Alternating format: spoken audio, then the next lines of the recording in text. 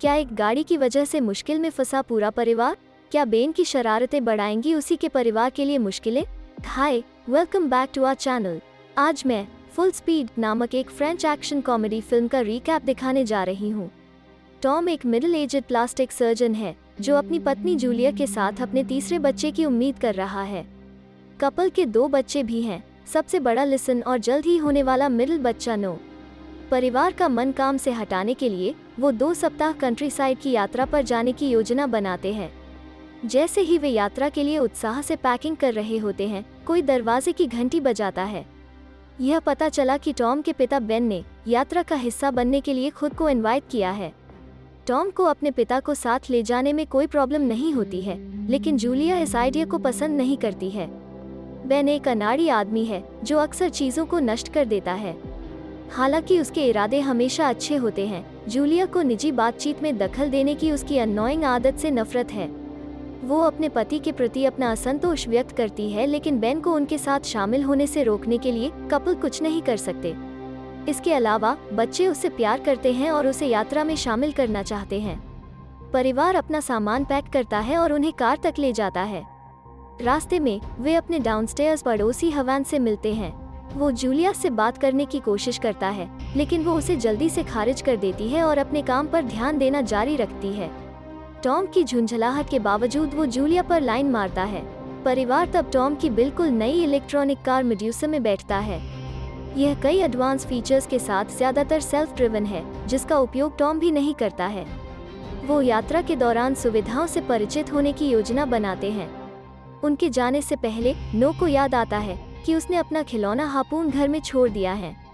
माता पिता उसे डेस्टिनेशन पर एक और खरीदने का वादा करते हैं, लेकिन बेन जोर देकर कहता है कि उन्हें अपार्टमेंट में वापस जाना होगा क्योंकि वो टॉयलेट करना भूल गया था। वो और टॉम 1 मिनट से भी कम समय में काम खत्म करने का वादा करते हुए वापस चले जाते हैं। बेन गलती से टॉयलेट पेपर के रोल को टॉयलेट में गिरा देता है। जैसे ही वो उन्हें नीचे धकेलने की कोशिश करता है, टॉयलेट में बाढ़ आने लगती है और वो ओवरफ्लो हो जाता है। वो इसे अनदेखा करता है और बाहर किचन में चला जाता है। टॉम हार्पून को बाहर निकालता है और अपने पिता पर हमला करता है, यह मानते हुए कि वो एक घुसपैठिया है। शांत होने के बाद उसे अपने रीसेंट क्लाइंट्स में से एक सिसिलिया का फोन आता है। वो उन एरियाज में खुजली होने का दावा करती है जहां उसने बोटॉक्स कराया था। टॉम ने उसे फोन काटने से पहले आश्वासन देता है कि लक्षण सामान्य है। वे कार में लौटते हैं और ऐसा व्यवहार करते हैं जैसे कुछ हुआ ही न हो। यात्रा शुरू होती है और बेन तुरंत जूलिया को परेशान करना शुरू कर देता है। इस बीच टॉम अपने पिता की कंपनी का आनंद लेता है। 1 घंटे की ड्राइव के बाद बच्चों को भूख लगती है, इसलिए वे कुछ नाश्ता लेने के लिए गैस स्टेशन पर रुक जाते हैं। बेन मेलोडी नाम की एक नीली बालों वाली लड़की से मिलता है और उससे दोस्ती करता है। मेलोडी का दावा है कि उसकी माँ उसका सारा सामान लेकर चली गई और उसके पास उससे संपर्क करने का कोई रास्ता नहीं है। बेन मदद की पेशकश करता है क्योंकि वे मेलोडी की माँ के समान दिशा में जा रहे हैं, लेकिन यह जानते हुए कि जूलिया कार में एक रैंडम महिला को ले जाने की अनुमति नहीं देगी, वो उसे बगल की सीट के नीचे छिपने के लिए कहता है। विंडशील्ड को साफ करने की कोशिश करते समय वो गलती से वाइपर ब्लेड तोड़ देता है, लेकिन उसे बरकरार रखता है ताकि उसे परेशानी न हो। वे यात्रा जारी रखते हैं और बेन बार बार नए बच्चे के लिए आउटरेजस नाम सुझाता है। जूलिया को नाराज नहीं करने के लिए वो इशारा नहीं समझता। वो उस पर परवर्ट होने का आरोप लगाती है क्योंकि जब भी वो और टॉम ने एक बच्चे को कंसीव करने की कोशिश की तो वो घर पर मौजूद था। जैसा कि वे आयु करते हैं, कार के नीचे डिजिटल कंट्रोलर बॉक्स खराब होने लगता है। जब जूलिया जोर देकर कहती है कि वो घर लौटना चाहती है, तो टॉम ब्रेक पर दबाव डालता है, लेकिन उसकी उलझन में यह काम नहीं करता है। वो घबराकर गाड़ी चलाना जारी रखता है और बताता है कि वो गियर भी नहीं बदल सकता। हाईवे पर 2 कारों को करीब से डॉज देने के बाद जूलिया उससे पूछती है कि क्या गलत है। वो उसे समस्या के बारे में बताता है, लेकिन वो सोचती है कि वो केवल मजाक कर रहा है।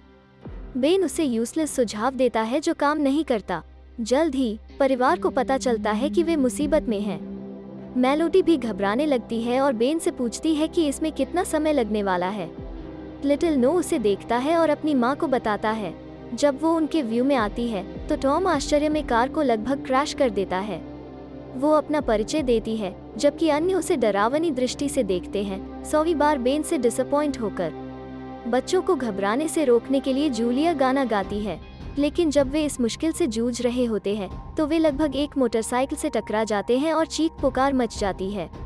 टॉम को याद आता है कि उसके पास कार डीलर का नंबर है और वो जूलिया को कॉल करने के लिए कहता है। डीलर दूसरे परिवार के साथ मीटिंग कर रहा होता है, उन्हें वही कार बेच रहा होता है। टॉम को नए मॉडल के बारे में शिकायत सुनने पर वो आदमी बस उसे ब्रेक दबाने के लिए कहता है और फोन कॉल को कट कर देता है। मेलोडी ने अपनी माँ की कार को उनके सामने से गुजरते हुए देखा। वो उसे बार बार फोन करती है, लेकिन वो ध्यान नहीं दे पाती है। अचानक वो नो से हार्पून छीन लेती है और उससे टॉम की ओर इशारा करती है। वो मानती है कि परिवार उसका अपहरण कर रहा है और यह सुनिश्चित करना चाहता है कि वो सुरक्षित है। दूसरे उसे शांत करने की कोशिश करते हैं, लेकिन वो टॉम को हिट करती है और 1 इंच से चूक जाती है। बेन उसे नाक पर मारता है और हार्पून को वापस पाने में सफल होता है। मेलोडी अंत में समझती है कि परिवार झूठ नहीं बोल रहा है। टॉम कुछ सेकंड के लिए कार से नियंत्रण खो देता है और किसी की कार के दरवाजे से टकराता है। डैमेज कार का मालिक शॉर्ट टेम्पर जैकी है, जो कार डोर स्लैमिंग डूशबैग से बदला लेने के लिए इसे अपना मिशन बनाता है और तेज गति से उनका पीछा करता है। फिर 2 ट्रैफिक पुलिस अधिकारी टॉम की कार को उससे तेज दौड़ते हुए देखते हैं। उनमें से एक उनकी कार का पीछा करता है, जबकि दूसरा जैकी के पीछे उतनी ही तेजी से जाता है। वाहन में वापस बेन और जूलिया एक दूसरे से सीट एक्सचेंज करते हैं ताकि बेन टॉम की मदद कर सके। जब वो ब्रेक को ठीक करने के लिए नीचे जाता है तो पुलिस वाला उन्हें पकड़ लेता है और अजीब नज़ारा देखकर भ्रमित हो जाता है। टॉम पुलिस को बताता है कि उनका ब्रेक फेल हो गया है, लेकिन आदमी ने एक ही बहाना सैकड़ों बार सुना है। जूलिया एक नक्शे के पीछे सोच लिखती है और इसे अधिकारी को दिखाने की कोशिश करती है, लेकिन उनके दुर्भाग्य से कागज उड़ जाता है और उसके चेहरे पर चिपक जाता है। अधिकारी द्वारा इससे छुटकारा पाने के बाद नक्शा जैकी की विंडशील्ड पर आ जाता है, जिससे वो अनिच्छा से रुक जाता है। दूसरा पुलिस अधिकारी उसे पकड़ लेता है, लेकिन वो उसे बरगलाता है और टॉम और परिवार का पीछा करना जारी रखता है। इस बीच ट्रैफिक पुलिस के प्रमुख को समस्या के बारे में सूचित किया जाता है, लेकिन वह भी इसे खारिज कर देती है, यह सोचकर कि टॉम एक तेज टिकट से बचने के लिए झूठ बोल रहा है। आखिरकार कार एक भीड़ भाड़ वाली क्रॉस बॉर्डर चेक पॉइंट पर पहुंच जाती है। परिवार खुद को बांधे रखता है, बिना क्रैश हुए इसे पार करने की उम्मीद करता है। टॉम कई बार कार को सर्व करता है और अपने रास्ते में सभी कारों से बचने का प्रबंधन करता है। ट्रैफिक पुलिस प्रमुख इवेंचुअली स्थिति को गंभीरता से लेता है और कार और उसके मालिक के बारे में सब कुछ पता लगाने के लिए जांच करने का आदेश देता है। उनका पीछा करते हुए जैकी भी सीमा पार करता है, जो कार के नुकसान के लिए भुगतान करने के लिए दृढ़ संकल्पित है। टॉम फिर इसे साफ करने के लिए विंडशील्ड पर पानी छिड़कता है, लेकिन बेन की बदौलत वाइपर ब्लेड गिर जाता है। वो एक कपड़े का उपयोग करता है और छत की खिड़की से बाहर पहुंचता है। वो लगभग इस प्रक्रिया में गिर जाता है, लेकिन इसे साफ करने में सफल होता है। इमरजेंसी के समय टॉम को फिर से अपनी क्लाइंट सिसिलिया का फोन आता है, जिसका चेहरा और होंठ अब सूज गए हैं। वो फोन कॉल को डिक्लाइन करने से पहले एक उपाय करता है। वो पिछले 2 घंटे से बिना रुके गाड़ी चला रहा है, जिससे उसके कंधे में दर्द हो रहा है। लगातार अनुरोध किए जाने पर बेन उसके साथ स्थान बदलता है और स्टीयरिंग लेता है। कार शोरूम में वापस डीलर कस्टमर के परिवार को नए मॉडल के अंदर बिठाता है। जब वे इसकी सवारी करना जारी रखते हैं तो उसे टॉम का फोन आता है, जो उसे एक टूटी हुई कार देने के लिए कर्ज देता है। डीलर के पीछे नया परिवार भी अंदर फंस जाता है। जब वो दरवाजा खोलने की कोशिश करता है तो हैंडल टूट जाता है, जिससे साबित होता है कि कार ही समस्या थी। परिवार इसके अंदर उल्टी करना शुरू कर देता है, जिससे उसे काफी निराशा होती है। इस बीच पुलिस को पता चलता है कि टॉम की कार कुछ रात पहले तेज रफ्तार में पाई गई थी। वे बेन की एक ही कार में स्ट्रिपर के साथ गाड़ी चलाते हुए एक तस्वीर पर अपना हाथ रखते हैं। इस वजह से पुलिस वाले को लगता है कि परिवार झूठ बोल रहा है और टॉम पर अपनी बंदूक तानता है। अपनी बेगुनाही साबित करने के लिए जूलिया कार का दरवाजा खोलती है और डिफेंसिव रूप से उन्हें अपना पेट दिखाती है। उसके बाद ट्रैफिक पुलिस सभी कारों को उस हाईवे से हटने का आदेश देती है जिस पर वे आ रहे हैं। 2 अधिकारी हर समय कार के सामने ड्राइव करते हैं ताकि यह सुनिश्चित हो सके कि वे कुछ भी हिट न करें। थोड़ी देर बाद जूलिया को अपने डाउनस्टार्स पड़ोसी हुआन का फोन आता है, जो दावा करता है कि उनके अपार्टमेंट में पानी भर गया है और उसकी छत लीक हो रही है।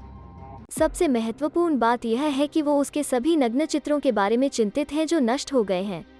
जैसे ही टॉम फोन को उससे दूर ले जाता है, हुआन बताता है कि कैसे उसे फिर से उसके साथ समय बिताना होगा ताकि वो उन्हें पेंट कर सके।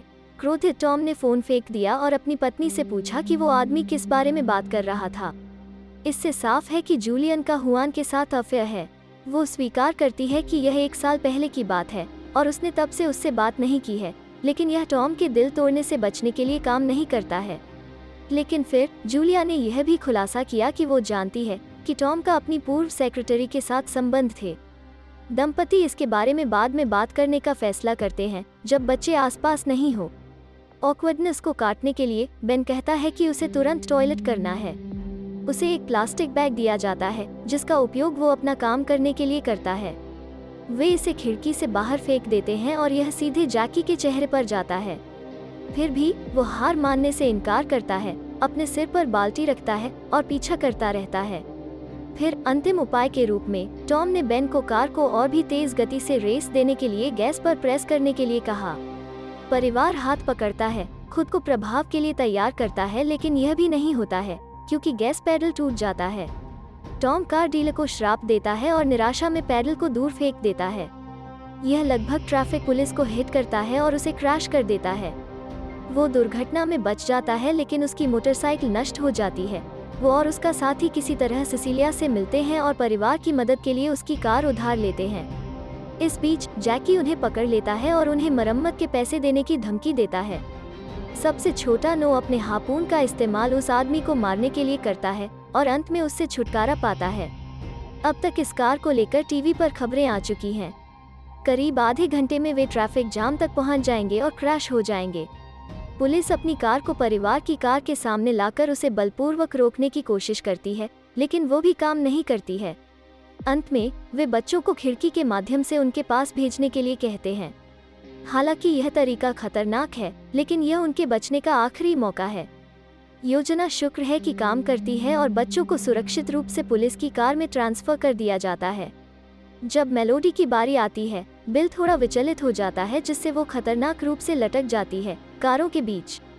लेकिन वो जल्दी से खुद को तैयार करती है और वो भी सुरक्षित रूप से ट्रांसफर हो जाती है। हालांकि अन्य 3 खिड़की के माध्यम से फिट नहीं हो सकते। ट्रैफिक जाम अब केवल 5 मिनट दूर है। जैसे ही वे बचने की उम्मीद खो देते हैं, एक पुलिस हेलीकॉप्टर उनके बचाव में आता है। जूलिया को छत की खिड़की से बाहर निकाला जाता है और एक हॉर्नेस से बांधा जाता है। ले जाने से पहले वो अपने पति से कहती है कि वो उससे प्यार करती है। जब एक दूसरे को फिर कभी न देखने के अवसर का सामना करना पड़ा, कपल मानता है कि वे दुनिया में किसी भी चीज से अधिक एक दूसरे से प्यार करते हैं। आखिरकार वो सुरक्षित रूप से हेलीकॉप्टर पहुंच जाती है और कार में केवल पिता और पुत्र ही रह जाते हैं। वे क्रैश होने से कुछ ही सेकंड दूर हैं जब हेलीकॉप्टर पूरी कार को हवा में खींच लेता है और उनकी जान बचा लेता है। लेकिन वे यह भूल जाते हैं कि उनकी कार इतनी टिकाऊ नहीं है। इसकी छत टूट जाती है, जिससे नीचे का आधा भाग जमीन पर आ जाता है। सौभाग्य से उनके लिए टॉम और बिल दोनों बिना चोट के जीवित रहते हैं। अचानक जूलिया का वाटर ब्रेक हो जाता है और उसे अस्पताल ले जाना पड़ता है। अगले सीन में हम देखते हैं कि परिवार अपने तीसरे बच्चे का स्वागत करता है। जैसे ही वे सभी घर लौटने के लिए लिफ्ट पर चढ़ते हैं, वो खराब हो जाती है और वे फिर से फंस जाते हैं। तो ये थी आज की रिकैप कहानी। कमेंट बॉक्स में अपनी राय हमें ज़रूर बताएं। वीडियो को लाइक और शेयर करें, साथ ही चैनल को सब्सक्राइब करना न भूलें।